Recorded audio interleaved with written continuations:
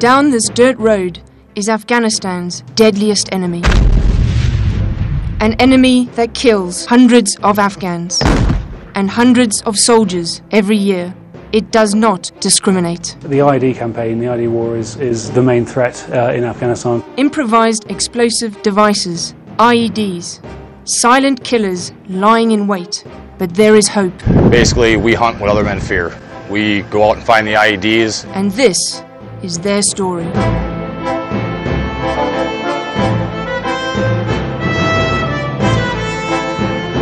The day begins with the morning brief for this RCP, or Route Clearing Patrol. Today, they've been tasked with clearing more than 70 kilometers of road between Sharana and Gardes in eastern Afghanistan. It's really an honor to do what we do because it saves lives. Every IED that we find, that means that people behind us are not finding them. But as they suit up and roll out,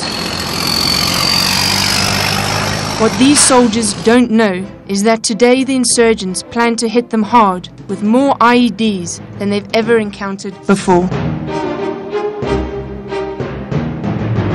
So far, 2009 is proving to be the IED's deadliest year in Afghanistan. 149 ISAF soldiers killed in action. Another 435 local nationals. A total of 584 people are killed by these buried bombs. That's about 50% of the total number of kills in theatre. As the number of troops in Afghanistan increases, so are the number of IEDs being planted by insurgents.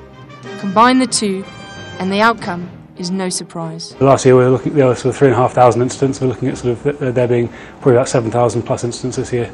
The good news, there is a decrease in the number of people killed per incident, down 30% from July of 2008. Much of the credit for this going to the vehicles the troops travel in, the Husky, the Buffalo, the MRAP and the Cougar. Back on the battlefront, this equipment has just been tested less than an hour into the RCP's mission. Just go ahead, back up to Buffalo and tell them to establish comms. I hit the pressure plate, dust flew up everywhere. The machine took the blast almost perfectly. I was completely fine. They continue to move up the road, 1 inch at a time. It's a slow process that requires as much patience as it does bravery. This first IED is just one of many more that awaits them, and the team seems to know it. Village after village, no one is around. Something is very suspicious.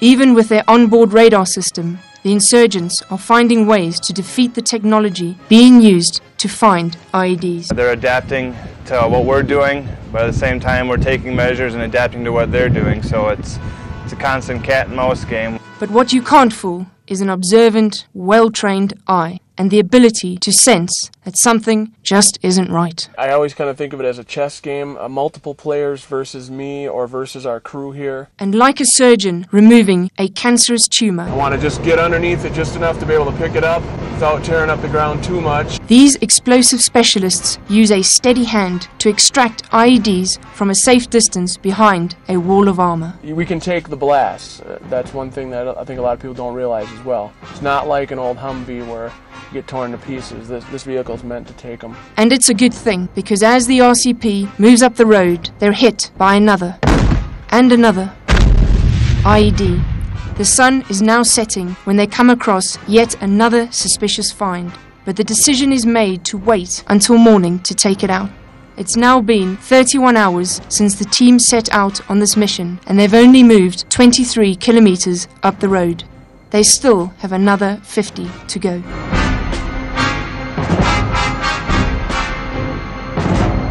In Regional Command North, ISAF troops are training the Afghan National Army in counter-IED operations. There is a school for IED operators for the ANA up at Mazar-e-Sharif, and we are training their operators in tactics that will enable them to continue this fight after we've gone.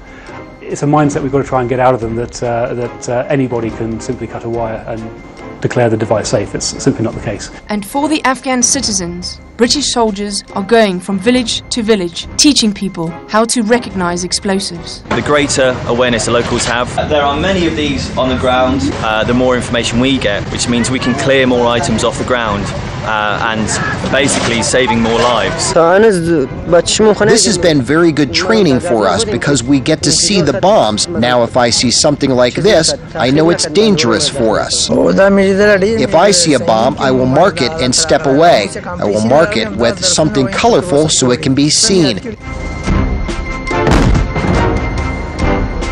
Back on the road, the calm of the early morning sunrise is shattered by another IED, the fifth since leaving Sharana.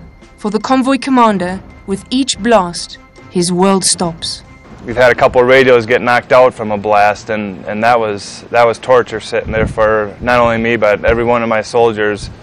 You know, they're wondering what's going on, and comms are our main way that we know that a soldier's all right.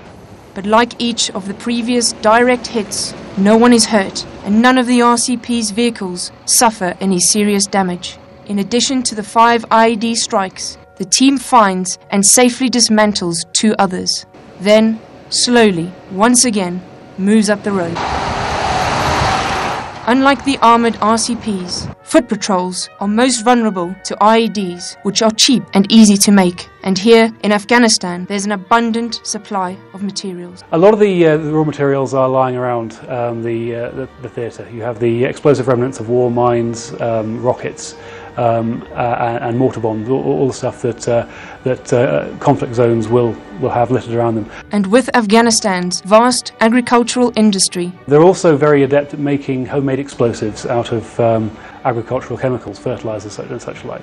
Which explains the number of crude devices the RCP encountered.